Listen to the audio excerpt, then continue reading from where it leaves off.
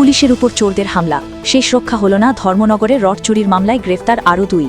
উত্তর ত্রিপুরার ধর্মনগরে সাম্প্রতিক সময়ে চুরি ও ডাকাতির ঘটনায় সাধারণ মানুষের উদ্বেগ ক্রমেই বাড়ছে। বিশেষ করে মহকুমা এলাকায় একের পর এক চুরির ঘটনায় আইনশৃঙ্খলা পরিস্থিতি নিয়ে প্রশ্ন উঠতে শুরু করেছে। বাড়িঘর, দোকানপাট, নির্মীয়মান ভবন থেকে শুরু করে মোটরবাইক কিছুই চোরদের হাত থেকে নিরাপদ নয় বলে অভিযোগ উঠছে। এমনই এক ঘটনায় সোনারুবাসা বনবাড়ি এলাকায় একটি নির্মীয়মান আবাসিক বিদ্যালয় ভবন থেকে বিপুল পরিমাণ রড চুরির অভিযোগ সামনে এসেছে। বিশ্ব হিন্দু পরিষদ পরিচালিত পূজ্য অশোক সিংহল সেবা প্রকল্পের অধীনে তৈরি হওয়া ওই ভবন থেকে রড চুরির ঘটনায় থানায় লিখিত অভিযোগ দায়ের করা হয়। অভিযোগের ভিত্তিতে তদন্তে নেমে পুলিশ প্রায় 1.5 টন চুরি যাওয়া রড উদ্ধার করে। এই ঘটনায় ইয়াকুবনগর এলাকার বাসিন্দা গয়াস মিয়া এবং তার ছেলে রাহুল মিয়াকে গ্রেফতার করা হয় এবং পরে আদালতে সোপর্দ করা হয়। তদন্তের অগ্রগতিতে পুলিশ জানতে পারে উদ্ধার হওয়া রড একটি পুকুরে লুকিয়ে রাখা হয়েছিল।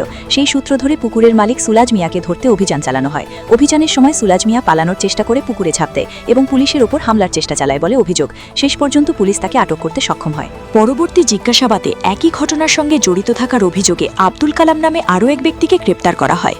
অভিযুক্তদের বাড়ি ভাগ্যপুর এলাকায় বলে জানা গেছে। ধর্মনগর থানার অফিসার ইনচার্জ মীনা দেববর্মা জানান, পুরো ঘটনার তদন্ত এখনও চলছে এবং এই চক্রের সঙ্গে আরও কেউ জড়িত রয়েছে কিনা তা খতিয়ে দেখা হচ্ছে। ধৃতদের আদালতে তোলা হয়েছে। এদিকে একের পর এক চুরির ঘটনায় সাধারণ মানুষের মধ্যে আতঙ্ক বাড়ছে।